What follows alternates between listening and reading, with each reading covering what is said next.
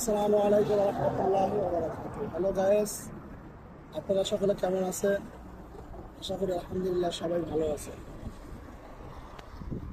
বর্তমানে আমরা আছি কাতারে। আজকে আকাশের ওয়েদারটা অনেক খারাপ। এটার কারণ হলো যে সৌদি আরব পাশাপাশি কাতারের আজকে প্রচন্ড পরিমাণে বালুর বন্যা হয়ে গেছে। এটা হলো বালুর বন্যা। আমরা অনেকে মনে করতে পারি যে শীতের সিজনের কুয়াশা পড়ছে, আসলে না।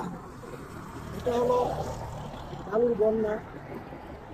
যখন যখন এই বালুর বন্যাটা হয়, কোনো মানুষ রাস্তায় চলতে পারে না।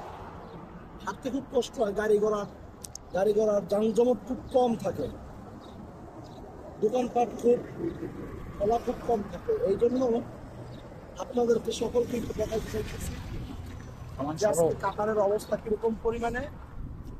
এরকম অবস্থা সৌদি আরব প্রায় প্রায় হয়ে থাকে।